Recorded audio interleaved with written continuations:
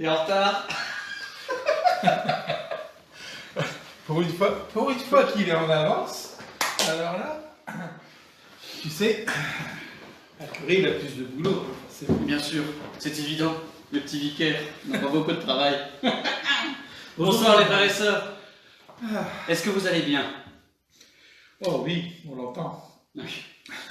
Ça serait pas mal un jour, on aurait quelqu'un qui pourrait nous lire en direct les petites choses. Alors, pour tout vous dire, ce soir, nous avons 3 questions. Donc, si vous n'en avez pas, ça va être vite vu de notre côté. On a une première belle question. Je vais commencer peut-être si tu veux, mon petit curé. Mais je t'en prie. Votre abassitude, Père Pascal. Vas-y, vas-y. Alors la première question qui date de la semaine dernière, c'était quel est le sens des acclamations avant et après l'évangile? En fait, avant l'évangile, on dit évangile de Jésus-Christ selon saint Marc. Qu'est-ce qu'on répond? Louange à toi, Seigneur Jésus. Voilà, louange à toi, Seigneur Jésus. Faut tout lui dire. Et à la fin, on dit acclamons la parole de Dieu. Nous rendons gloire à toi, Seigneur. Louange à toi, Seigneur Jésus. T'es sûr que t'as pas mélangé? J'ai l'impression que c'est quand même. Oui, bah enfin, soit. Gloire et louange. En fait, soit, on est un peu fatigué. Ce qui est très beau, c'est que la liturgie a prévu que nous recevions la parole de Dieu avec un temps de louange avant et un temps de louange après. On reçoit la parole de Dieu dans l'action de grâce. Et je trouve que c'est splendide.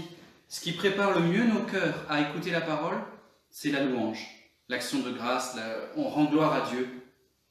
Et une fois qu'il nous a fait le cadeau, eh ben on peut lui rendre gloire à nouveau. Et ça, et en fait, j'ai repéré en travaillant, et ben voilà, on a des invités. C'est vraiment la fête, les frères et sœurs. C'est la fin. C'est la fin des questions. Et c'est exactement la même chose pour la liturgie eucharistique. On commence par une grande louange. Le Seigneur soit avec vous. Élevons notre cœur, nous rendons grâce à Dieu. Il est vraiment juste et bon de te rendre gloire. Et donc on commence par la louange et on finit par lui, avec lui et en lui. Amen. Et donc là, pareil, à nouveau, on rend la gloire à Dieu. La gloire, qu'est-ce que c'est? Il faut une petite définition. Oui, elle repart. C'est bien. La gloire, c'est la beauté, la richesse, la grandeur, la puissance de Dieu. C'est ce qui vient de Dieu. Donc rendre gloire, c'est la même chose que louer Dieu. Ça veut dire lui renvoyer ce qu'il nous donne en remerciement. En remerciement. Et donc que ce soit avant ou après l'évangile, ou avant et après la liturgie eucharistique, il y a ce double mouvement de ce que tu nous donnes, Seigneur, nous t'en rendons grâce et nous te louons. Tu veux ajouter quelque chose, mon cher Père? Mais que pourrais-je rajouter à cette flamboyante explication? Flamboyante explication. Que pourrais-je sans toi? Bon, alors, autre petite question, mon cher curé, plus rapide et pratique. Tadadadam. Alors, durant la période du confinement, nous avons été comblés par la messe quotidienne. Merveille. On en est très heureux, les frères et sœurs. Mais alors, à un point extraordinaire. Il faut que je lise la suite. Il va être difficile, voire impossible de s'en passer à présent. On est bien d'accord, la messe quotidienne, c'est merveilleux. Sera-t-il possible, canoniquement parlant, ça veut dire pas juste une explication fumeuse, hein, en vrai. Sera-t-il possible, canoniquement parlant, les jours où il n'y aura pas de messe, de regarder ou d'écouter une messe médiatisée, c'est-à-dire par la télé, ou autre chose, et de communier spirituellement? Bah, il n'y a rien qui l'empêche, mais je pense que la vraie condition, c'est qu'il n'y ait pas d'autre moyen d'avoir l'Eucharistie, parce que sinon, bah, à ce moment-là, tout le monde pourrait rester tranquillement chez lui, à regarder la messe à la télé, et puis ce qui est prioritaire quand même, c'est de tout faire pour rejoindre une communauté pour vivre l'Eucharistie. Ça, c'est le premier point. Quand vraiment on ne peut pas, pour différentes raisons, qu'on est vraiment... Eh ben, c'est clair que le fait de regarder la messe télévisée, par exemple, je pense à des personnes vulnérables, etc., qui ne peuvent pas bouger, il est évident que la communion de désir elle est tout à fait possible. Voilà, dans les mêmes circonstances que pendant le confinement. Oui. Voilà. Je crois que la vraie condition, c'est « je ne peux pas faire autrement ». Voilà. Je ne peux pas faire autrement. Après, c'est laissé au discernement des uns des autres, des capacités, du danger, de la distance. Voilà. Le bon Dieu, il n'est pas idiot. Ça, je voudrais le rappeler. C'est quelqu'un qui nous aime et donc en fait, il nous donne ce dont nous avons besoin avec les moyens à disposition. Et donc, il ne faut pas raisonner dans l'absolu, il faut raisonner en parlant avec Dieu le Père, avec Dieu le Fils, avec Dieu le Saint-Esprit, avec Dieu en fait. Par rapport à lui, qu'est-ce qui est juste? Non pas par rapport à une loi. Oui, voilà. Bon, après, on se doute que la personne qui regarde la messe à la télévision, c'est parce qu'elle ne peut pas faire autrement. Là, sans doute, c'est la messe, notamment parce que le lundi, nous, on n'a pas de messe sur la paroisse, c'est surtout ça. Ouais. Et voilà. On a besoin, c'est vrai, hein, en tout cas, moi, je ne sais pas toi, moi, j'ai besoin d'un jour de repos, je n'arrive pas, sinon je ne suis pas opérationnel. Oui, de toute façon, tu n'as pas justifié ceci. C'est comme ça. Mais je veux dire, ce qui nous paraît important, c'est toujours ça. L'Église, je veux dire, à partir du moment où on est empêché elle est une mère d'abord. D'accord? Et donc, capable de compréhension, etc. Après, il faut faire attention de ne pas tomber dans l'autre excès, c'est tout. Je dis, c'est qui est prioritaire, c'est de rejoindre une communauté pour vivre l'Eucharistie. Quand on ne peut absolument pas faire autrement, qu'on est coincé, en effet, je pense que la communion du désir, elle est possible. Voilà, c'est tout.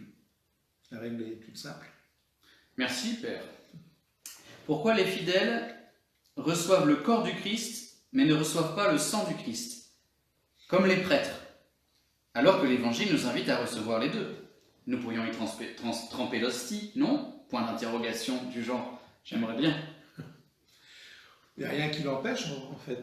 Il n'y a rien qui l'empêche. C'est vrai au niveau théorique. C'est vrai que sur le plan pratique, co-pratique, quand vous avez une assemblée de 600 personnes dans une église, c'est compliqué, la communion par intinction, parce que je veux dire, même sur le plan, on va dire, hygiénique, je veux dire, quand vous trempez l'hostie, vous pouvez tremper parfois vos doigts sans faire exprès, etc. Donc c'est pas du tout pratique. Voilà, on le fait à certaines occasions. On le fait par exemple le jeudi saint. Le jeudi saint, on communie sous les deux espèces. Il peut y avoir, pourquoi pas, quand c'est peut-être la messe en semaine, on pourrait le faire peut-être plus souvent parce qu'on est moins nombreux. Et donc c'est plus facilement gérable. Hors période de Covid-19. Voilà. Voilà. Après, chez les orthodoxes, ils communient sous les deux espèces.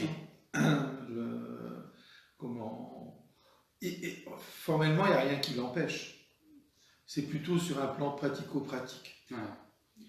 Il y a deux choses me viennent. La première, c'est que au Concile de Trente, donc c'est au XVIe siècle, quand on pose justement la question de la présence réelle dans l'Eucharistie, tout ça, il a été, à partir de tous les pères de l'Église et des Écritures, on précise que dans la moindre parcelle d'hostie, donc dans la moindre parcelle d'hostie, tant que c'est encore du pain, si c'est microscopique, il n'y a plus les cellules, enfin voilà, c'est plus tellement, voilà, mais dans une parcelle, dans un petit bout d'hostie, de pain, consacré, donc c'est devenu le corps du Christ, ça n'est plus du pain, c'est le corps du Christ, eh bien, le Concile nous enseigne que dans la moindre parcelle est présent le corps, le sang, l'âme et la divinité de Jésus. Parce que s'il y a son corps, il y a son sang. Et s'il y a son humanité, il y a sa divinité. Et son esprit humain et son esprit divin. Tout le Christ, absolument tout le Christ est présent dans la moindre parcelle. Et donc, quand vous communiez en recevant l'hostie dans la bouche, en réalité, vous communiez au corps et au sang, même si vous n'avez pas le signe du sang. Mais la réalité du sang est présente, de la même que la réalité de la personne de Jésus est présente. Alors c'est plus parlant, c'est plus sensible quand l'hostie elle est imbibée du précieux sang en même temps, ou alors quand on boit au calice, c'est plus sensible, mais la grâce est la même, absolument la même. Il n'y a pas plus de grâce quand on communie en plus au calice. qui est évident de toute façon, qu'en ce temps de confinement, Et on serait dedans, on serait dedans. on ne pourrait pas le faire. Mais je me dis, voilà, c'est une bonne question. Hein. Je me dis, mais c'est vrai que quand il y a des grosses assemblées, c'est difficilement réalisable. Après, qu'on le fasse peut-être plus souvent, je pense, dans les messes en semaine, pourquoi pas. Pourquoi pas? Pourquoi pas. Alléluia. En sachant que normalement il faut recevoir le précieux sang, c'est-à-dire que l'Église, elle est plutôt opposée à ce qu'on appelle l'autocommunion pour les fidèles. Normalement, c'est quelqu'un doit vous donner le sang du Christ. Donc quelqu'un doit vous donner l'intinction, ce qui fait, ça rajoute encore un doigt en plus, et là c'est compliqué. Il y a une espèce de tolérance qu'on se fasse à soi-même l'intinction, mais c'est une tolérance. C'est pas ce que conseille l'Église. Ouais. On continue. Une autre question. Ça vous va les frères et sœurs? De toute façon, on n'a pas vos réponses là comme ça, alors il faut nous envoyer une question. On a les questions, mais pas les exclamations. Le curé d'Ars, accroche-toi. Le curé d'Ars portait régulièrement un cilice. Pourquoi cette pratique? Quelle est son origine? Est-ce que cela se pratique encore? Est-ce que tu peux nous montrer le tien, cher Père Pascal? D'abord, qu'est-ce que c'est qu'un cilice? C'était surtout c'était une manière de vouloir communier aux souffrances du Christ, en fait. Souffrir comme le Christ a souffert, ça correspond à une époque de l'Église. On avait l'impression d'être plus proche du Christ, de mieux comprendre les choses en communiant à ses souffrances. C'était pas du masochisme, hein, c'est plutôt une démarche spirituelle. Bon, voilà, ce qui a correspondu à une époque. Je ne pense pas qu'aujourd'hui beaucoup de prêtres portent le cilice. Jean-Paul II l'a porté un peu. Voilà. Un peu. Mais bon, c'est une spiritualité un peu particulière, mais je pense qu'elle a correspondu à une époque et je veux dire qu'on a respecté, parce que voilà, pour ceux qui l'ont vécu, ça représentait quelque chose de fort. Bon voilà, mais aujourd'hui, en tout cas moi, c'est pas trop ma pratique. Ce qui est toujours délicat avec ce genre de pratique, c'est que c'est un côté extrême qui, si ça n'est pas fait par un mystique comme le curé d'Ars, peut tomber dans des déviances très très rapidement. Et donc, et même le curé d'Ars lui-même, alors c'est intéressant, je ne sais plus où j'ai entendu ça, c'est il n'y a pas très longtemps. Il a essayé pas mal de choses en fait. C'est aussi une manière donc, exactement de communier aux souffrances du Christ, comme l'a dit le Père Pascal, c'est le plus important. Mais c'est aussi en offrant quelque chose à Jésus qui nous coûte, c'est quand même un effort d'amour. En fait, le but c'est l'amour. Et qu'est-ce qui nous coûte le plus d'amour? C'est de faire un effort qui nous coûte beaucoup pour qu'il y ait plus d'amour. C'est le but. Le but c'est l'amour. Et donc, plus on est fou d'amour, plus on essaye de faire des choses folles pour Jésus. Mais il y a, par exemple, chez les orthodoxes, notamment, il y a ce qu'on appelle les folles en Christ, mais F-O-L-S, hein, masculin, mais il y a aussi des folles E, hein, il y a des filles aussi qui sont folles, il n'y a pas de problème. Les folles en Christ, qui font n'importe quoi pour Jésus, juste parce qu'ils sont fous d'amour et ils disent tout, alors plutôt, je donne tout, je préfère Jésus. Et donc ils se jettent tout nus dans la neige, ou ils font des trucs un peu originaux comme ça. Mais on revient au curé d'Ars. Oui, c'est mieux. Ce que le curé d'Ars disait, c'est qu'il avait essayé beaucoup de choses au niveau des mortifications, des efforts et tout ça. Et il disait que ce qui portait le plus de fruits, ce qui faisait fuir davantage le démon, ce qui obtenait le plus la conversion des pécheurs, c'était le jeûne de nourriture et aussi des privations de sommeil, c'est-à-dire de se relever pour prier ou des choses comme ça. Voilà, nourriture et sommeil. Et il disait, avec le bon Dieu, c'est ce qui marche le mieux. Oui. Voilà. On n'a plus de questions, frères et sœurs. On va passer à la dernière que nous avons. Et après, on vous donnera des petites choses. Dans la vie spirituelle et quotidienne, comment discerner ce qui vient de nous et ce qui vient de l'Esprit Saint? C'est ce que je trouve le plus difficile à discerner. Cela me trouble beaucoup, car est-ce que tout ce qui vient de nous est forcément mauvais, ou est-ce que ce n'est pas juste de penser ainsi? Et en même temps, le Seigneur nous a donné des dons. Je continue la question. Y a-t-il... Bon, alors non, deuxième question. Oui. Je la recommence? Bah déjà, tout ce qui vient de nous n'est pas mauvais. Alléluia. Je me dis, Bien au contraire. c'est une horreur de penser une chose pareille. Je pense non, tout ce qui vient de nous n'est pas mauvais. Il y a des bonnes choses en nous, dans notre humanité. Je veux dire, dans des choses que nous portons depuis toujours, parfois d'ailleurs héritées parfois de nos parents ou nos grands-parents, etc. Donc ça, c'est déjà la première chose. Ça voudrait dire que tout ce qui vient de nous est mauvais, tout ce qui vient de Dieu est bon. Bah non, enfin, je veux dire, Dieu, il vient rejoindre ce qui est bon en nous. Peut-être pour le mettre encore un peu plus en valeur. Je veux dire, et parfois, il vient nous révéler ce qui est bon en nous. Parce que quelquefois, nous, on a toujours tendance à nous rabaisser. On a toujours l'impression de se dire, oh, on n'est pas terrible, on n'en fait pas assez, et ceci et cela. Il y a des gens qui sont comme ça, qui trouvent que leur vie ne correspond jamais à ce qu'ils voudraient qu'elle soit. Mais je me dis, laisser Dieu venir en nous, c'est laisser révéler en nous ce qu'il y a de bon. Ce qu'il y a de bon. Et ça, je crois que c'est quelque chose d'important à se dire. On n'a pas le droit de dire qu'on est mauvais. On n'a pas le droit de dire qu'on est bon à rien. Et on n'a pas le droit de le dire non plus aux autres, d'ailleurs. Parce qu'en chaque homme, en chaque femme, il y a quelque chose de précieux. Dans chaque humain, chaque humanité, il y a quelque chose de précieux.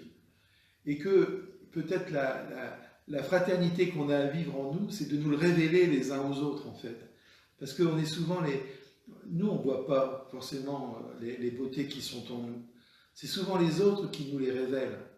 Et donc, être attentif à ce que disent les autres nous permet parfois d'être parfois surpris de se dire « Ah bah tiens, oui, il y en a fait ça en moi. » Voilà. Ça, moi, je crois que c'est quelque chose d'important à se dire et à se redire. Je consomme tout à fait. Quand on rencontre le Christ, ou alors même quand ça marche aussi avec une société, une civilisation, on met en valeur ce qu'il y a de bon dans cette civilisation, dans le cœur d'une personne. Ça ne veut pas dire que tout ce qui est en nous est bon, hein, il y a des tendances mauvaises, on est blessé par le péché, on est blessé les uns les autres, ok, c'est vrai. Mais là où je rejoins le Père Pascal, c'est ce qu'on m'avait dit une fois, c'est un prêtre qui m'a expliqué, pour te convertir, c'est-à-dire pour devenir meilleur, il y a deux chemins. Il y en a un, c'est de combattre le mal. Et donc dès que le mal est là, on le débusque, on le combat, on veut changer, on veut arrêter de faire le mal, on se bat contre le mal. C'est un chemin ardu et c'est vrai qu'il faut le prendre. Mais il dit, il y a un chemin encore plus important. C'est d'accueillir l'amour et la miséricorde. C'est d'accueillir la tendresse. C'est de mettre en valeur ce qui est bon. C'est de croire en soi, de croire en Dieu, de croire en l'autre. En fait, pour chasser le mal, la meilleure façon de chasser le mal, c'est de faire grandir le bien en nous. Et donc de mettre en valeur ce qu'il y a de bon chez nous, de s'appuyer de ce qui est bon en nous, pour pouvoir chasser peu à peu ce qui ne va pas. Faire grandir le bon arbre, enlever les mauvaises herbes, mais pour enlever les mauvaises herbes, en fait, il faut faire pousser les bons légumes. Moi, ce que j'aime beaucoup dans les rencontres de Jésus dans l'Évangile, c'est que quand il rencontre Zachée, quand il rencontre la femme pécheresse, quand il rencontre la Samaritaine, etc., il ne met pas en valeur leurs péchés. Il ne les entasse pas en disant « Ah, t'es un voleur, ah, t'es une femme pécheresse ». Non. Alors que nous, on le fait pour nous-mêmes ou pour les autres. Souvent, on dit dans l'Évangile, il les regarde. Et d'un regard, en fait, il leur dévoile ce qu'il y a de beau en eux. Et c'est parce que Jésus va faire cela qu'ils vont changer. S'il leur avait dit, vous êtes des sales pécheurs, il faut vous convertir, etc. Bah, si c'était toi, peut-être que... comment se dire, ça n'aura aucun effet. Mais de dire à l'autre, t'es plus beau que ce que tu crois être, parce que tu as des choses merveilleuses en toi. Ça peut donner la force de changer. Ça peut donner la force de vouloir être quelqu'un d'autre. Et je me dis que dans la relation que nous avons les uns avec les autres, dire à un gamin, t'es un fainéant, tu fous rien, etc., ça ne le fera jamais avancer. Jamais, jamais. Mais si vous lui révélez les belles choses qui sont en lui, eh ben peut-être que là, il aura envie de mieux écouter et d'avancer. Moi, je crois qu'il faut faire attention, même dans notre manière de nous parler les uns aux autres, quoi. Parce qu'on a souvent tendance à à vouloir entasser l'autre pour en finir, plutôt que de lui révéler ce qu'il y a de beau en lui. Et je trouve qu'on fait aussi, parfois on le fait avec nous-mêmes, hein. On se critique soi-même fort, et du coup on n'a plus la force de changer à un moment où on se désespère de soi-même parce qu'on voit que le noir en nous. Et le Seigneur, je pense, nous invite à nous faire confiance à nous-mêmes. Ça ne veut pas dire qu'il faut baisser l'exigence, hein. La perfection de l'amour, elle est toujours au-delà de ce qu'on fait. Ok. Donc il faut nous améliorer, il faut dire, quand il y a quelque chose qui ne va pas, il faut le reconnaître, et tout ça, nous améliorer. Jésus, il est capable aussi de tailler. Il y a des passages où il nous dit, voilà, celui qui dit crétin à son frère est passible de la gêne de feu. Enfin, Jésus, il est capable de tailler. Mais avec le regard d'amour. Et le regard d'amour prime sur la parole qui taille. Oui, et puis moi je pense que on est dans une société où on a toujours tendance à vouloir mettre en valeur des choses plutôt théoriques, on va dire, et pas ce qui fait la beauté et la grandeur de la personne humaine. Voilà. On met en valeur l'intelligence, etc. Mais la véritable intelligence, c'est ce que le Seigneur nous révèle pour en finir, c'est celle du cœur. Hein. Vous pouvez être le plus grand scientifique du monde et le plus imbécile en amour. Mais qu'est-ce qui vous rendra heureux? C'est d'être le plus intelligent du monde ou le plus heureux en amour? Là, il y a une vraie question. Et du coup, on a intérêt à nous aider les uns les autres à découvrir ça, je crois. Dans notre société d'aujourd'hui, moi je me dis, dans le confinement qu'on a vécu, dans les messages qu'on a pu recevoir, on s'est aperçu de quoi? Qu'il y a beaucoup de gens qui ont redécouvert, par exemple, une vie de famille. Eh ben oui. Ah bah oui, ils ont pu avoir un peu de temps pour voir grandir leurs enfants, ils ont réappris à parler avec eux, des petites choses du quotidien, quoi. Et je me dis, qui font que de dire, mais c'est ça qu'il y a là-dedans, c'est ça qu'il y a de beau et de grand en chacun de nous, quoi. Et c'est ça qu'on peut donner à l'autre. Et je me dis, il n'y a personne de nul, absolument personne de nul. Si on est sur cette terre, c'est parce que Dieu croit qu'on est capable, chacun, de faire des belles choses sur cette terre. Sinon, on ne serait pas là. Voilà. Alors après, il faut qu'on arrive à le découvrir à travers le regard des autres, dans la prière aussi, je crois vraiment. Et puis, ben voilà, puis comme ça, on devient beaucoup plus heureux. Alléluia. C'est très beau ce qui vient de dire notre bon Père Pascal. Alors, cela étant dit, la personne précise sa question, et c'est aussi intéressant. Y a-t-il de repères pour savoir ce qui vient de nous, de l'esprit, je pourrais rajouter un troisième, ou du malin? C'est-à-dire, les pères de l'Église nous disent qu'il y a trois sources possibles à notre action, aux décisions qu'on prend. Soit la décision, elle est inspirée par Dieu, soit c'est simplement humain, soit ça vient du voisin du dessous. Donc c'est des mauvaises idées. Et donc, mais la question c'est pas toujours facile de savoir quand on a envie de faire quelque chose, est-ce que cette envie qu'on a, ça vient de Dieu, ça vient de soi ou ça vient d'en bas? Et d'autres fois, alors comment savoir si on fait notre volonté ou la volonté de Dieu? Et alors il dit, sans les trucs évidents, par exemple voler, tuer, bon ça c'est évident que c'est pas la volonté de Dieu. Mais dans le quotidien, parfois on hésite. Est-ce que je dois faire ça ou est-ce que je dois faire ça? Est-ce que je dois dire ceci ou est-ce que je dois dire cela? Moi je crois que, pour moi, un des critères, c'est de dire, si tu fais les choses par amour, tu ne peux pas te tromper. Mais amour avec un grand A. C'est-à-dire, amour, c'est se donner. C'est se donner à l'autre, ou se donner dans une action. Je pense que quand on fait les choses par amour, on ne peut pas se tromper. Quand on fait les choses plutôt par égoïsme, ou pour se mettre en valeur, ou etc., pour dénigrer l'autre, etc., ça c'est forcément des choses qui viennent du mal. Je pense que le critère, il est là. Enfin, pour moi, le discernement, c'est un des lieux de discernement, c'est de dire ce que je vais faire, est-ce que je le fais par amour? Amour de l'autre, amour de Dieu. Si c'est ce cas, je ne peux pas vraiment me tromper. Alléluia. C'est le meilleur critère. Mais alors, par exemple, je cherche un exemple.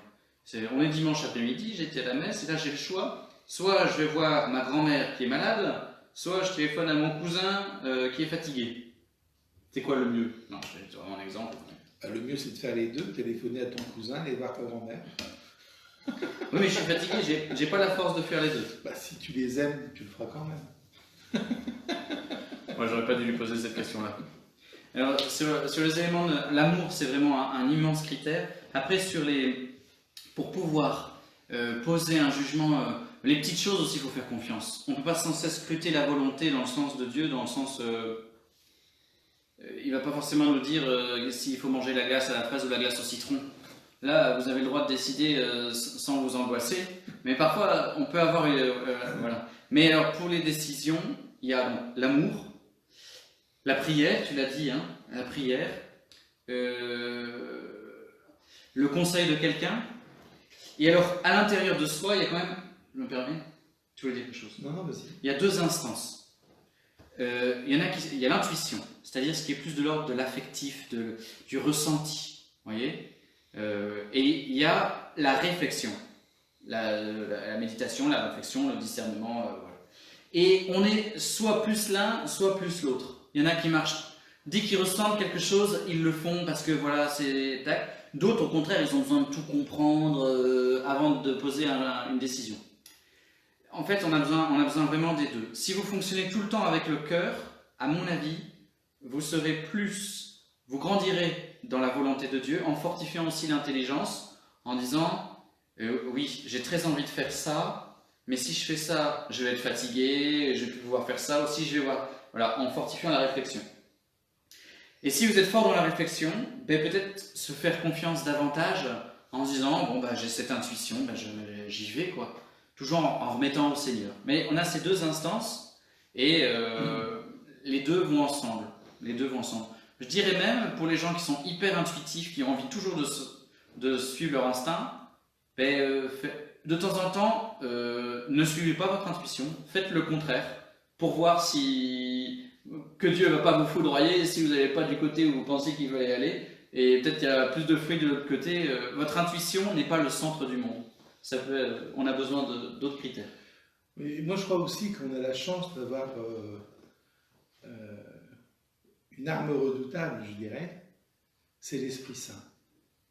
Moi, je me dis que, moi personnellement, quand j'ai des grandes décisions à prendre, je lui demande vraiment de m'éclairer.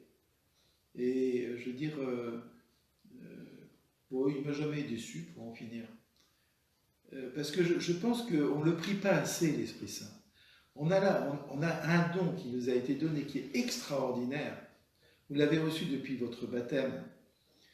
Et puis, j'espère, depuis votre confirmation. Et si vous n'avez pas encore fait votre confirmation même comme adulte, hein, il y a plein d'adultes qui se préparent à la confirmation actuellement. Ça, c'était le quart d'heure du curé. Mais non, mais voilà, je veux dire, c'est pas parce qu'on n'a pas fait sa confirmation étant gamin ou qu'on n'a pas fait sa première communion étant gamin que tout est terminé. Mais carrément. Au contraire, ça peut commencer, il y a une belle aventure qui peut commencer. Et je pense que vraiment ce don de l'Esprit Saint, on a reçu ce cadeau, ce don de Dieu, dont, je veux dire, peu de chrétiens pourront finir s'en servent. Et je lui dis, mais quand vous êtes dans des impasses, il faut le prier. Quand vous avez des grandes décisions à prendre, il faut le prier. Il faut lui demander de vous éclairer. Il faut lui demander vraiment de tout votre cœur.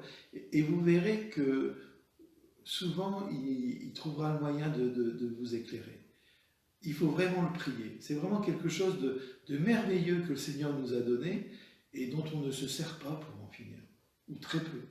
Ou très mal. Et quand vous avez prié l'Esprit Saint, que vous avez un peu réfléchi, écouté votre intuition, demandé conseil, et lu la Bible, je sais pas quoi, il faut plus demander droite ou gauche, vous y allez. Et Dieu sera avec vous, quoi que vous décidiez, en fait, dans le sens, d'une certaine manière, il faut se faire confiance aussi. Oui, bien sûr. Ouais. Bien sûr qu'il faut se faire confiance. Je me dis, de toute façon, à partir du moment où la décision, elle n'est pas faite pour faire souffrir quelqu'un, ou pour faire du mal à quelqu'un, elle n'est pas forcément mauvaise. Ouais. Voilà. Mais ouais, le Père Pascal a raison sur l'Esprit Saint. Demandons l'Esprit Saint. Viens l'Esprit Saint sur Pascal, parce que vraiment, il faut qu'il fasse des choix encore meilleurs que ce qu'il y a déjà.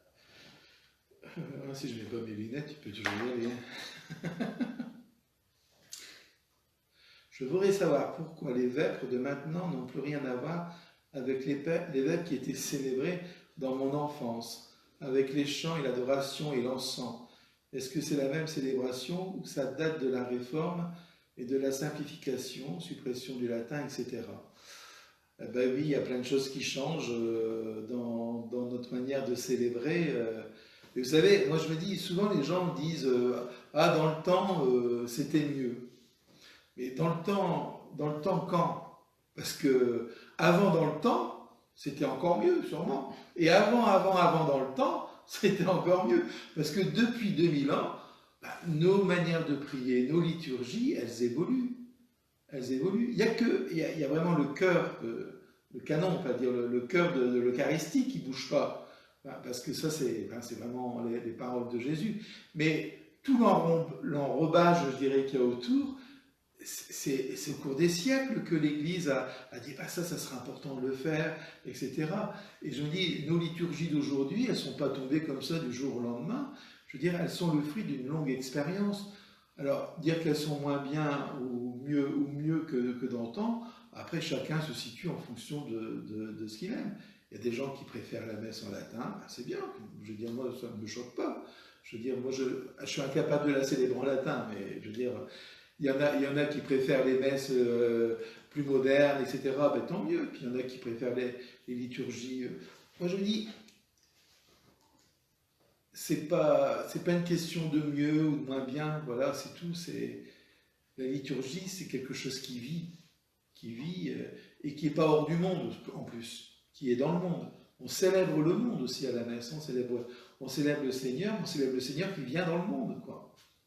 Cet aspect de l'histoire de la liturgie, dès que vous faites de l'histoire de la liturgie, c'est extrêmement intéressant. D'abord, vous comprenez plein de sens de ce qu'il y a dans les vêpres, les messes, tout ça de maintenant. Chaque petit truc a une richesse spirituelle, c'est incroyable, incroyable. Et le Père Pascal a raison, dire que la liturgie, elle vit avec les gens. Parce que ce qui touche quelqu'un du XXe siècle ne touchera pas de la même manière quelqu'un du XXIe siècle. Et donc, sans perdre la substance, on fait évoluer la forme petit à petit sur des aspects différents. Cela étant dit, sur les vêpres elles-mêmes, il y a plein de manières de célébrer les vêpres du rite latin actuel. Moi, les vêpres du dimanche soir, quand j'étais au séminaire français à Rome, il y avait des temps d'encensement, il y avait une prédication après le texte biblique, il y avait une chape, voilà. C'était précédé d'un temps d'adoration, et donc le salut du Saint-Sacrement arrivait avec le temps de Toumergo juste avant. En fait, on peut déployer plus ou moins les différents aspects de la liturgie. Et c'est un deuxième aspect de la liturgie. Selon le degré de solennité, vous pouvez déployer plus ou moins, et selon aussi les spiritualités et tout ça, mais il y a de l'amplitude en fait. On pourrait célébrer des vêpres solennelles avec encens, moi ça ne me poserait absolument aucun problème, et ça toucherait beaucoup les uns, puis d'autres ça leur parlerait peut-être moins, mais non, on pourrait le faire si ça vous plaît. Question suivante, mon bon curé. Alors, est-ce que vous ferez une vidéo, ah oui, pour la différence entre les témoins de Jéhovah et les chrétiens catholiques? Et bien cette question-là, en fait on a cherché un peu, mais je trouve que c'est une question délicate, qui serait peut-être plus à poser aux protestants. La semaine dernière, en fait, on a posé la question, on a placé, je ne sais pas si vous vous rappelez, la différence entre les catholiques et les protestants. Les catholiques, nous, on fonctionne sur 3 pattes. La Bible, les apôtres, le pape, les évêques, l'Église, quoi, pas l'Église, le magistère, donc ceux qui ont l'autorité, et puis la tradition de l'Église, c'est-à-dire 2000 ans d'expérience. Les saints, les écrits des pères de l'Église, les petites et les grandes gens, tous ceux qui ont vécu de Jésus depuis 2000 ans. Donc, Bible, magistère, tradition. Ça, c'est le trépied catholique. Les protestants, eux, ils fonctionnent qu'avec la Bible. Et en fait, ils ont, à dire, leur tradition depuis 4 siècles, 5 siècles. Et à chaque nouvelle branche protestante, ils ont leur propre tradition sur certains aspects spécifiques. C'est peut-être plus aux protestants entre eux, parce que quand vous allez sur le site, comme je l'ai fait, je suis allé voir sur le site internet des témoins de Jéhovah, parfois je me demande avec telle ou telle autre branche, c'est peut-être plus dans la pratique ou quotidienne. Oui. Bon, puis ça n'a pas grand-chose à voir avec nous, pour en finir. Enfin, je trouve qu'il y a des déviations quand même dans le protestantisme, avec toute une série de branches, dont certaines sont des sectes. Hein. Je veux dire, il faut aussi dire les choses comme elles sont. Hein. Il y a, bon voilà, je me dis après, les témoins de Jéhovah, je veux dire, ont quelque chose de sympathique dans la mesure où on dit ah oui, ils viennent sonner aux portes, ils sont courageux parce qu'ils vont sonner aux portes, etc. Et c'est vrai, ils sont courageux. Bah, ils sont courageux, mais en même temps, je veux dire, ils n'ont pas vraiment le choix. Enfin, je veux dire, ils ont aussi, quand on est chez les témoins de Jéhovah, ils ont un certain nombre d'heures à remplir, hein, en fonction je dirais, de l'engagement qu'ils ont dans la communauté. Ils ont un certain nombre d'heures à remplir où on doit dire, ben voilà, pendant 24 heures, vous devez aller prêcher dans le mois. Vous avez 24 heures dans le mois pour aller prêcher, ou 5 heures dans le mois pour aller prêcher. Et donc, ils n'ont pas vraiment le choix, ils sont obligés d'y aller. Bon, et après, je veux dire, on voit bien que quand on discute avec eux, parce que j'ai déjà discuté avec des témoins de Jéhovah, que malgré tout, ça tourne toujours autour de la même chose pour en finir. Hein. Et bon voilà, moi je me dis, faut les respecter parce que je veux dire, je pense qu'au fond de leur cœur, ils ont une foi aussi profonde qu'on n'a pas à remettre en cause, mais qui n'a pas grand-chose à voir avec les catholiques pour en finir. On est beaucoup plus proche du protestantisme, on va dire classique, où il y a les luthériens ou les calvinistes, etc. Mais je veux dire, par rapport aux évangélistes ou par rapport aux témoins de Jéhovah, c'est un peu plus compliqué quand même. Ça dépend des branches, mais encore. Donc du coup, voilà. Moi je serais. Voilà. Après, il faut leur poser la question à eux aussi. Hein.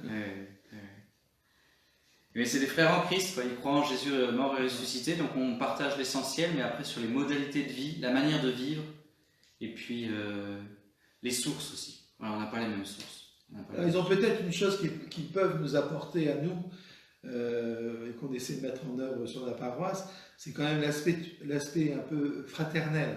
C'est vrai qu'ils ont les évangéliques, ça, ils sont forts. Ouais. Ils ont, même les témoins de Jéhovah, et l'aspect communauté, l'aspect fraternel. C'est vrai que nous, au niveau de l'Église catholique, on a de ce côté-là des gros efforts à faire. On le fait pas mal, je pense, dans notre paroisse à Maubeuge. On fait des efforts. On vous embête avec ça. Avec les fraternités. Mais je pense qu'il y a vraiment un vrai travail de fond à redécouvrir la beauté et la grandeur de la vie fraternelle et de lui consacrer du temps. Parce que quand vous regardez un peu les évangélistes, je vous raconte une petite anecdote. C'est parti. Voilà. Père Pascal, raconte-nous une histoire. Les évangélistes de Valenciennes faisaient des grands travaux dans leur salle de prière. Donc ils nous ont demandé si on pouvait leur prêter une église pour pouvoir assurer leur culte. Donc on téléphone à l'évêque. Est-ce qu'on a le droit de faire un truc pareil ? L'évêque dit ok, à une seule condition, c'est qu'il ne touche à rien de l'église. Parce qu'évidemment, il voulait enlever les saints, il voulait enlever des fonds baptismaux, il voulait... Donc on leur a dit, bah non, désolé, on est chez nous. On veut bien vous prêter le lieu, mais vous ne touchez à rien. Bon, soit. Donc ils l'ont fait. Mais moi, au début, je croyais que c'était pour le culte du dimanche, quoi. Ils disent, bah non, on se retrouve avec les jeunes pour prier le lundi, on se retrouve avec les personnes âgées l'après-midi pour un partage d'évangile, on se retrouve avec les jeunes couples. Et je me suis dit, mais en fait, tout au long de la semaine, ils se retrouvent pour vivre des moments fraternels. Et ça ne leur pose aucun problème. Ils ne disent pas, non, on n'a pas le temps, ceci ou cela. Non, ils le font. Alors moi, je me dis que de ce côté-là, on a à en prendre de la graine. Hein, parce que nous, dès qu'on propose quelque chose, on n'a pas le temps. On n'a pas le temps. Si on n'a pas le temps, on ne peut pas vivre de vie fraternelle dans l'Église. Et c'est ça notre problème. On croit se contenter de la messe du dimanche, mais la messe du dimanche, c'est rien par rapport à tout ce qu'on doit vivre ensemble pour pouvoir grandir les uns et les autres dans l'amour du Christ. Et moi, je me dis que de ce côté-là, on va prendre de la graine de ce qu'ils vivent. Alléluia. C'est vrai, moi j'avoue que, vous savez, toutes ces histoires de fraternité paroissiale qui donnent du bonheur à ceux qui ont qui arrive à se lancer. Hein. C'est quand même assez rapidement, on arrive au bonheur quand on se rencontre entre frères et sœurs chrétiens. Moi, ce qui m'a lancé sur cette opération-là, hein, c'est plusieurs expériences que j'ai fait dans différentes paroisses, des expériences un peu contraires en fait. Une paroissienne qui me dit, mais je vous l'ai déjà raconté à certains, une paroissienne qui vient me voir, elle dit, mon père, voilà, ça fait 3 mois que je viens à la messe, parce que mon mari est décédé, ok, et personne ne m'a encore dit bonjour, ok. Et là je me dis, catholique, où est votre accueil, quoi? En fait, on ne se rend pas compte des gens qui sont autour de nous, dans la communauté, qui sont là et qui attendent, qui ont soif de fraternité. Alors tout le monde n'est pas capable de faire des you-you, d'aller tout le temps vers tout le monde et tout ça. Ça c'est vrai. Et il faut aller doucement, ça s'apprend à la fraternité. Mais j'ai d'autres témoignages, des gens qui disent on va à la messe chez les catholiques pour avoir l'hostie consacrée et on va chez nos frères protestants pour avoir la prière et la fraternité. Quand vous entendez ça comme prêtre, ça vous arrache un boyau. Même si ton tact, moi je dis, si une personne ne trouve pas la fraternité dans une communauté catholique, qu'elle a essayé de mettre la fraternité mais que ça ne marche pas parce qu'il y a trop de conflits, tout ça, je pense qu'elle a raison d'aller voir chez les protestants pour recevoir ce dont elle a besoin pour vivre, c'est la logique. Moi, comme prêtre, je l'encouragerais presque. Ah ouais. Mais bon voilà, mais je veux dire, c'est... On fait ce qu'on peut en même temps, on ne vous accable pas. Hein. Nous, pareil, on a aussi à s'améliorer. Hein. On a un beau chemin, je crois que c'est un beau chemin qu'on a à vivre, de redécouvrir ce plaisir de ce... Et je pense que le confinement, l'air de rien, nous a fait peut-être comprendre le manque, pour beaucoup, le manque de ne pas pouvoir se retrouver, de ne pas pouvoir partager ensemble, etc. Je crois, des messages qu'on a reçus, on a quand même pas mal qui ont éprouvé ce manque. Nous aussi d'ailleurs, je veux dire... Nous, les pasteurs, on l'a beaucoup éprouvé aussi. Voilà, donc c'est une invitation à avancer dans plus de fraternité, dans un plaisir de se retrouver plus ensemble, de vivre l'Église, quoi. Mais dans la joie, pas se dire il faut que j'y aille. Non, j'y vais parce que ça va être super, je vais rencontrer des frères et des sœurs, on va passer un bon moment, etc. Voilà. Et ça, on a vraiment à travailler là-dessus énormément. Et les gens qui ne sont pas dans l'Église, en fait, chrétiens ou pas, ils ont soif de fraternité, ils ont soif d'amour. Et donc, s'ils voient de l'amour chez les chrétiens, ils vont se dire « j'ai envie moi aussi ». C'est ce qu'il y a de plus missionnaire, c'est l'amour entre chrétiens. C'est ce qui permet de parler de Jésus. Sinon, on n'est pas crédible en fait. On n'est juste pas crédible. Voilà. C'est un beau programme. Un challenge de folie, frères et sœurs. Père Pascal, vous êtes le supérieur des séminaristes du diocèse de Cambrai et responsable du service des vocations. Combien d'années faut-il pour former un prêtre? Et puis, quelle est la différence entre un prêtre et un diacre? Alors, pour former un prêtre, c'est long. Hein. Il y a d'abord une année ce qu'on appelle une année de propédeutique. Voilà. Donc, une année de propédeutique, c'est pas considéré comme une année de séminaire. C'est une année de discernement. C'est-à-dire que pendant 1 an, le jeune vit en communauté avec d'autres jeunes qui, comme lui, portent le même projet. Ils ont des formations déjà, etc. Mais le but, c'est pendant cette année-là, vraiment l'aider à discerner si ce désir d'être prêtre, c'est vraiment quelque chose de très profond en lui. Voilà. Et s'il est vraiment fait pour ça, pour en finir. Voilà. Et au bout de cette année, on va lui dire, alors il y a 2 possibilités, soit on va lui dire, écoute, va faire un petit stage, c'est-à-dire va travailler un petit peu, ou continuer un peu des études, voilà, en Afrique ou en Océanie, ou je sais pas où, en mission. En coopération, etc., pour continuer à approfondir, soit, hop, il embraye le séminaire. Voilà. Et là, il y a 6 ans d'études. Premier cycle, 2 ans, voilà. On se prépare à être séminariste. Et ensuite, deuxième cycle, c'est 3 ans, plus l'année diaconale, où on est diacre en paroisse, avec encore des temps de formation. Donc, le cursus court, c'est 7 ans. Mais souvent, vous avez un stage d'1 ou 2 ans. Donc, vous pouvez aller jusqu'à 9 ans de formation. fait, j'en sors. C'est quand même du bonheur. C'est à la fois long et douloureux, mais en même temps, vous savez que vous vous engagez pour la vie, donc on est content d'avoir du temps pour réfléchir. Et puis, c'est vraiment extrêmement intéressant. Si vous êtes encore aux 8e question pour un curton de ce soir, c'est que vous avez ce goût-là d'apprendre des choses sur Dieu, quoi. C'est vraiment super. Et je pense qu'une vocation sacerdotale, il faut que ça nourrisse. Parce que, je veux dire, ben voilà, il y a quand même des engagements qui sont importants derrière, comme le célibat, etc. Donc, il faut vraiment avancer et mûrir ce projet-là. Il faut prendre son temps. Et l'Église dit, bah, il faut prendre son temps. Il faut prendre son temps parce qu'on n'engage pas sa vie comme ça, du jour au lendemain. Hein, voilà. Alors, après, vas-y. Juste sur la première année dont Pascal a parlé, l'année de propédeutique, c'est donc une année de discernement. Ce qui peut donner de la liberté aux jeunes, aux moins jeunes d'ailleurs, maintenant on entre au séminaire parfois tard, quand vous lui dites réfléchis ou pourquoi pas toi prêtre, parce que vous aussi vous avez la mission d'appeler les gens qui sont autour de vous. En fait, le jeune, quand il entre en propédeutique, précisément, il n'entre pas forcément pour être prêtre, il entre pour y réfléchir.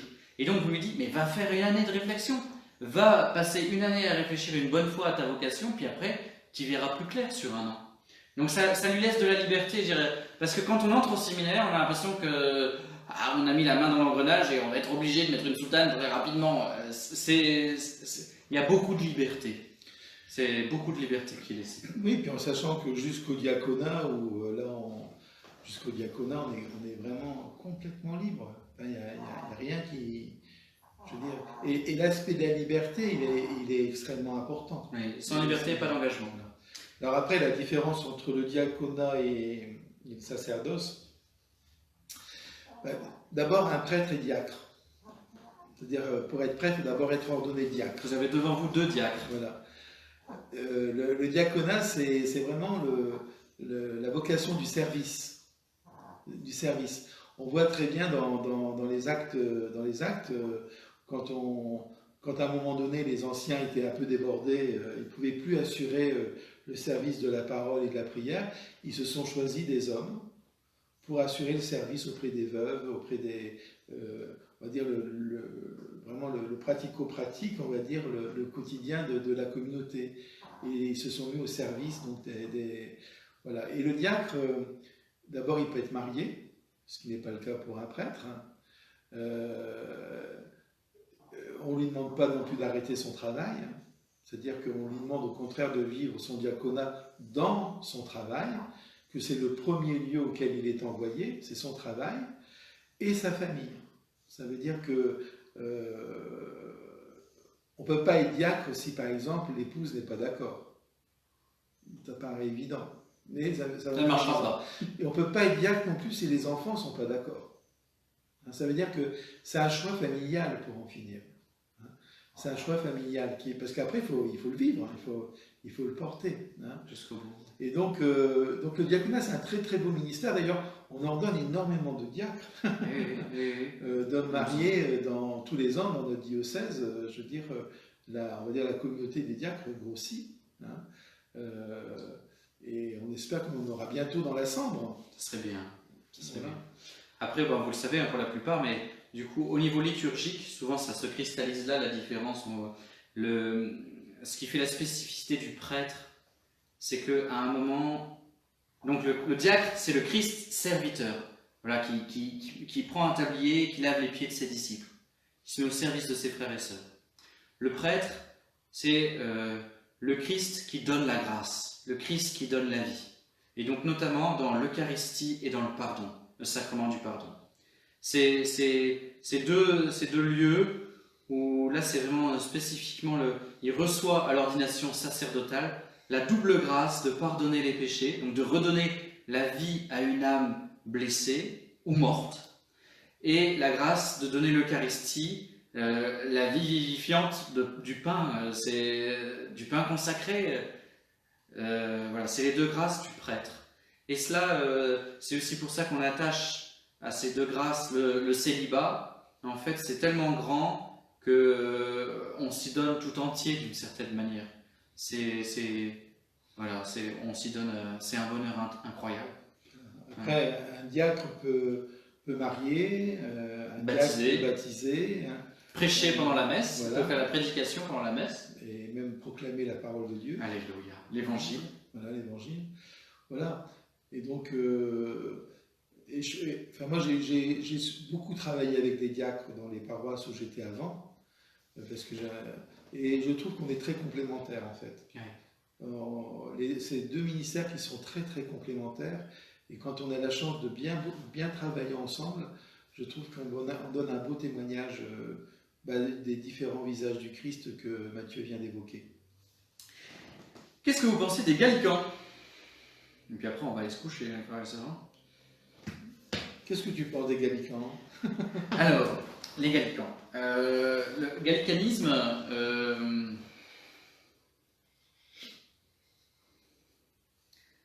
Ah oui, tout ça. oui. En fait, là, d'un coup, c'est peut-être des énormités. L'Église gallicane, en fait, donc en fait ce qui fait qu'il y a plusieurs branches de croyants, protestants, catholiques, orthodoxes, et chez les protestants, vous avez tac et tac et tac et tac et tac, vous avez une arborescence. Bon, c'est que souvent, sur un point de doctrine, il y a une tension, et en fait, ça se cristallise devant avec une figure particulière, un prêtre, souvent c'est un prêtre, ou un moine, ou voilà, quelqu'un qui est tellement convaincu d'un truc, qui fait de son truc, il fait le tout. Et du coup, au fond, ce truc-là, souvent c'est bien, on revient à Luther. Après, je reviendrai au Gallican, hein. Mais Luther, il a vraiment vu quelque chose d'important. Il a vu la parole de Dieu, les Écritures, doivent être amenées à tout le monde, et donc elles doivent être traduites, elles doivent être rendues proches. Et il a vu un problème dans l'Église catholique, c'est le problème de la simonie. Voilà, on se faisait sauver en donnant de l'argent, et voilà, donner l'argent, ça permettait d'être sauvé. Bon voilà, c'était une magouille en fait, il y avait des magouilles. Bon. Et donc en fait, il a vu des choses vraies, et il en a fait un absolu, il en a fait une limite. En fait, les gallicans, ça vient donc de la Gaule, hein, donc la France. Le siècle, je pense qu'il y a toujours eu cette tension, hein. Chaque pays veut une forme d'indépendance. On voudrait, voilà, un certain nombre d'évêques veulent être plus indépendants vis-à-vis de Rome. Donc, en fait, il faut toujours tenir la communion avec Rome, c'est-à-dire le pape, c'est le premier des évêques. C'est Saint-Pierre, c'était le chef des apôtres. Donc le pape, c'est le premier des évêques, c'est le chef. Et donc Rome est très importante dans notre vie spirituelle. Parce que c'est ce que Jésus a voulu. Jésus a discerné un chef parmi les apôtres. Donc aujourd'hui, parmi les évêques, il faut un chef. Et donc, parmi les Français, vous avez toujours eu deux tendances. Vous avez les ultramontains, c'est-à-dire ceux qui sont au-delà des monts, au-delà des Alpes, c'est-à-dire ceux qui aiment énormément le pape, et les évêques français n'écoutent pas assez le pape, et tout ça machin. Donc ça, c'est les ultramontains. Et vous avez les gallicans. Oh là là, le pape, il nous embête, on peut trouver entre nous la solution, c'est bon, hein. C'est la même chose en politique, entre la centralisation et la décentralisation. En fait, les deux sont importants. Les deux sont importants. Pour les gallicans, ça s'est cristallisé. En fait, si vous voulez, qu'à un certain moment, le pape prend des décisions et les gallicans rejettent une partie. Donc en fait, à un moment où on sent qu'avec la montée du protestantisme et avec la montée aussi des nationalismes, un certain nombre d'églises nationales veulent prendre un peu leur indépendance. Du coup, les évêques du monde qui se réunissent ensemble font le Concile Vatican I et réagissent en disant non, l'autorité du pape, elle est très très très très importante. D'ailleurs, il a, sur certains points très précis, il a l'infaillibilité. Donc en gros, on dit attention, le pape est important. Et bien, à ce moment-là du Concile Vatican I, donc c'est le 19e siècle, me semble-t-il, 1870, je pense que c'est par là, quand le Concile Vatican I réaffirme l'autorité du pape, bah, vous avez une partie des catholiques français qui disent bah non, nous on ne suit pas l'Église universelle, on ne suit pas l'Église catholique sur ce point de doctrine, cette fameuse infaillibilité pontificale, mais qu'il faut définir, c'est seulement à certains moments très précis qu'il y a une infaillibilité pontificale, quand il parle ex cathedra. Et donc, du coup, ils se sont désolidarisés de de l'Église catholique, et ils ont leur propre hiérarchie, leur propre dogme. Ils ont beaucoup de choses très proches de nous. Ils ne sont pas très nombreux en France, mais pas loin d'ici, là, c'est les vieux catholiques. Donc les gallicans et les vieux catholiques, c'est du côté de Cartigny, donc c'est dans l'Avesnois. Il y en a dans l'Avesnois. Il y a un prêtre là-bas.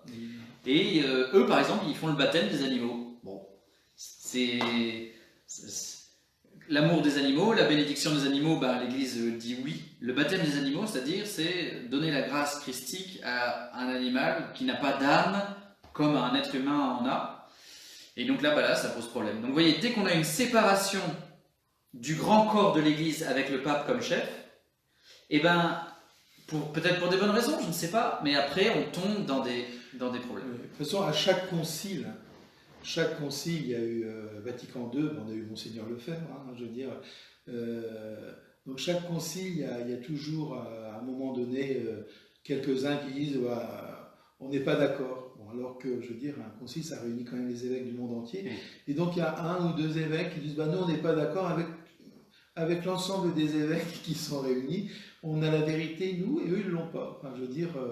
voilà, mais on a ça à chaque concile. Oui. Chaque concile, à chaque fois, il y a toujours un ou deux ou trois qui disent on n'est pas d'accord, et nous, on a la vérité, et eux, ils ne l'ont pas. Enfin, je pense que quand un concile se réunit, je veux dire, il a un vrai pouvoir de décision, parce que, je veux dire, c'est l'Église qui se réunit, quoi. C'est pas un ou deux qui ont à dire c'est pas comme ça qu'il faut faire, c'est comme ça qu'il faut faire. Je veux dire, non, ça ne marche pas comme ça. Alléluia. Voilà, il est 21h30. Mes petites infos pratiques, frères et sœurs. Vas-y, Pascal. Juste pour dire que donc dimanche, on rouvre l'église Saint-Pierre et le Sacré-Cœur au culte. Alors vous verrez qu'il y a tout un système d'affichage qu'il faudra suivre un peu à la lettre pour éviter en fait les croisements. Et ce qu'on vous demande surtout, je le dis à l'avance, c'est qu'aux sorties des messes, il ne faut surtout pas qu'il y ait de rassemblement sur le parvis de l'église, ou au moins à distance vraiment raisonnable. Parce que c'est là qu'est souvent le problème. Le problème ne se passe pas dans les églises, où dans les églises, il y a, je veux dire, un quadrillage qui est fait, etc. Mais j'ai encore constaté ce matin des funérailles que j'ai fait à Goni-Chaussée. Dans l'église, les gens étaient bien espacés, etc. Puis à la sortie, c'était la fête. C'était, voilà, enfin, tout le monde était... Et je me dis, c'est là qu'on peut attraper des choses pas très intéressantes. Pas très catholiques. Et donc, il faut être raisonnable pour l'instant et limiter vraiment les bavardages, on va dire, sur le parvis de l'église. Voilà, je vous préviens tout de suite. Parce que là, il y a un vrai problème par rapport à ça. Et ça, nous, on ne peut pas le gérer. On peut gérer ce qu'il y a dans le bâtiment, mais on ne peut pas gérer ce qu'il y a à l'extérieur. C'est à vous à prendre chacun vos responsabilités. Voilà. Par rapport à question pour un curton. Alors, question pour un curton va s'arrêter un petit temps. Mais, c'est notre dernier. Voilà, mais on reprendra au mois de septembre. Et je pense qu'on le fera une fois par mois. Oui. Une fois par mois, on passera un petit bout de soirée avec vous. Voilà, parce que on ne pourra pas faire beaucoup plus, parce que, je veux dire, quand tout va se remettre en route, c'est... Et là déjà, en fait, c'est chaud. Et là, on monte en puissance et déjà, on a du mal, voilà. Donc, mais on tient ce rendez-vous quand même, parce que c'est sympa de pouvoir répondre à vos questions. Et ça nous fait du bien, nous aussi. Etc. Donc, on vous le promet, à partir du mois de septembre, une fois par mois, on se retrouvera pour une petite soirée ensemble. Du coup, pour que vous ne soyez pas perdus pendant l'été, de la lecture. Mais c'est pas du tout pour vous mettre la pression, mais certains parmi vous ont des questions très précises sur des sujets. Et donc, des livres où il y a un peu une vision globale de la foi de l'Église. Par rapport à la Bible d'abord, donc je vous ai ramené 3 Bibles. Pour les tout débutants, moi je conseille la Bible YouCat. Donc c'est fait pour les jeunes, mais en fait c'est les moins jeunes aussi. C'est quand même, c'est bien fait, donc c'est Bible YouCat. YouCat c'est Y-O-U-C-A-T, toi catholique, YouCat. En fait vous avez des extraits de la Bible, donc c'est évidemment pas la Bible en entier.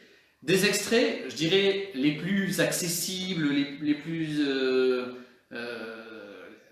percutants, les plus forts ou les plus abondamment lus. Et Et après, plein de petites explications sur les côtés pour nous aider à y entrer, des petites cartes, des petits dessins, voilà. Et donc peut-être que pour commencer à lire la Bible, pour les débutants, ou pour les recommençants, ça serait pas mal. Avec à côté une vraie Bible entière, et si en lisant les 3 chapitres, ou les 3 chapitres, ou les 10 chapitres d'un livre qui en fait 50, vraiment ces 10 chapitres ils sont géniaux, hop, on prend la Bible et on lit en entier le livre. Et donc ça plus comme, et puis quand on a lu en entier le U4, là, on a quand même vraiment bien balayé l'ensemble de la Bible avec les textes clés les plus forts. Je pense que pour les commençants, c'est très bien.